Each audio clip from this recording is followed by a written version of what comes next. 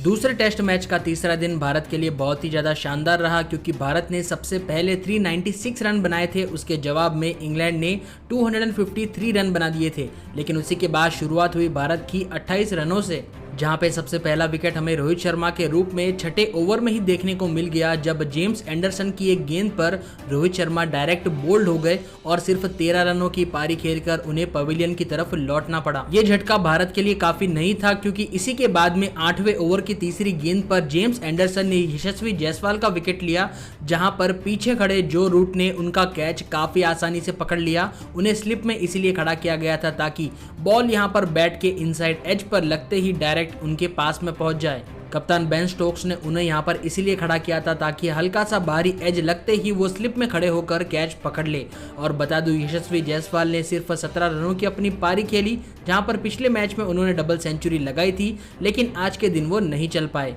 और इसी के बाद में सभी को हैरान करते हुए शुभमन गिल ने अपनी ताबड़तोड़ बल्लेबाजी यहां पर सभी को दिखाई, जहां पे 2 टेस्ट मैचों में वो बिल्कुल भी अच्छा प्रदर्शन नहीं कर रहे थे, लेकिन आज के दिन पर सबसे पहले उन्होंने अपनी हाफ सेंचुरी को पूरा किया। लेकिन तभी 27वें ओवर की पहली गेंद पर हमें श्रेयस अय्यर का विकेट देखने को मिला। श्रेयस अय्यर एक लंबा छक्का लगाना चाहते थे, लेकिन गेंद हवा में काफी ज्यादा ऊपर चली जाती है और कप्तान बेन स्टोक्स उल्टा भागते हुए जाते हैं और इस बहुत ही मुश्किल लग रहे कैच को बहुत ही आसानी से पकड़ लेते हैं और श्रेयस अय्यर 29 रनों की अपनी पारी खेलकर यहां पर पवेलियन की तरफ लौट जाते हैं। इसी के 3 ओवर बाद में रजत पाटीदार का भी विकेट यहां पर उड़ जाता है, क्योंकि 30वें ओवर की आखिरी गेंद पर रेहान अहमद ने रजत पाटीदार को आउट किया, जहां पर उनका बैट का हल्का सा एज लगने की वजह से विकेट कीपर बेन फोक्स ने काफी आसानी से उनका कैच पकड़ लिया और रजत पाटीदार 19 गेंदों में सिर्फ 9 रन बनाकर आउट हो गए। और दूसरी तरफ शुभमन गिल काफी डटकर खेल रहे थे और यहाँ पे उन्होंने अपनी सेंचुरी को पूरा किया और सभी लोगों को काफी ज्यादा यहाँ पर अप्रिशिएट भी किया।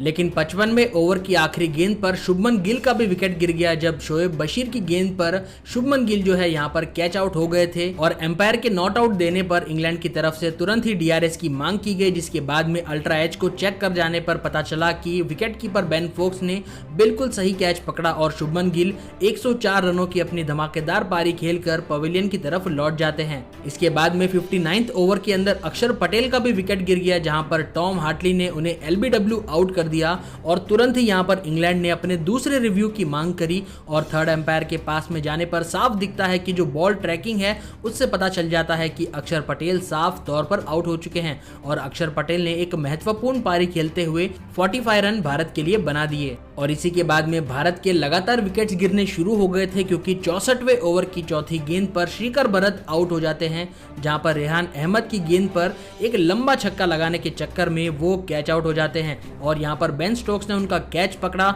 और सिर्फ 6 रन बनाने के बाद में उन्हें आउट कर दिया। बता दूं, इसी के बाद में अगले ही ओवर में कुलदीप यादव का विकेट देखने को मिला, जहां पर वो भी एक लंबा छक्का लगाना चाहते थे, लेकिन टॉम हार्टली की गेंद पर जैसे ही उन्होंने बल्ला घुमाया, गेंद सीधा हवा में पहुंच गई और नीचे खड़े बेन डकेट ने काफी आसानी से बॉल को कैच करके उन्हें 0 रन पर आउट कर दिया। दूसरी तरफ सभी को हैरान करते हुए रविचंद्रन अश्विन काफी शानदार तरीके से लंबे लंबे चौके छक्के लगा रहे थे, लेकिन इसी के बाद में हमें जसप्रीत बुमराह का 0 रन पर विकेट देखने को मिला, जहां पर 77वें ओवर के अंदर टॉम हार्टली ने उन्हें एक ऐसी गेंद डाली जहां पर बाहर की एज लगने की वजह से पीछे खड़े जॉनी बेस्टो ने काफी सिंपल तरीके से उनका कैच पकड़ लिया और जसप्रीत बुमराह 26 गेंदें खेलने के बाद में 0 रन बनाकर पवेलियन की तरफ लौट जाते हैं। और इसी के साथ में भारत का जो आखिरी विकेट था रविचंद्रन अश्विन के रूप में 78th ओवर के अंदर गिरा, जब रविचंद्रन अश्विन जो है रेहान अहमद की गेंद का शिकार हो गए। दरअसल अश्विन का बैट हल्का सा बाहर की तरफ निकलता है और बॉल यहां पर लगकर सीधा पीछे विकेट कीपर बेन फोक्स के हाथों में गेंद चली जाती है और रविचंद्रन अश्विन ने 29 रन बनाए थे, जिसके बाद में इंडियन टीम पूरी तरीके से ऑल आउट हो जाती है और भारत का टोटल स्कोर 255 रनों पर पहुंच जाता है और इंग्लैंड को अब यहां पर जीतने के लिए 399 रनों की जरूरत होती है, जहां पर इंग्लैंड की तरफ से बैटिंग करने के लिए सबसे पहले जैक क्रॉली और बेन डकेट की जोड़ी उतरती है। दोनों ही शुरुआत से यहां पर काफी ज्यादा रन बटोरने शुरू कर देते हैं, लेकिन 10वें ओवर के अंदर इंग्लैंड का भी पहला विकेट हमें देखने को मिल जाता है। बेन डकेट अश्विन की एक गुगली को समझ नहीं पाते और यहां पर हल्का सा उनके बैट का एज लगने की वजह से बॉल हवा में चली जाती है और विकेट कीपर श्रीकर भरत दौड़कर उस बॉल को लपक लेते हैं और बेन डकेट सिर्फ 28 रन बनाकर आउट हो जाते हैं और इसी के थोड़ी देर बाद ही यहां पर डे 3 का अंत हो जाता है और जो इंग्लैंड है उसने यहाँ पर सिर्फ 67 रन बनाए थे 1 विकेट के नुकसान पर। और अब अगले दिन इंग्लैंड को काफी ज्यादा रन बनाने पड़ेंगे जीतने के लिए, क्योंकि यहाँ पर टारगेट भारत की तरफ से 332 का दिया गया है। अगर इंग्लैंड को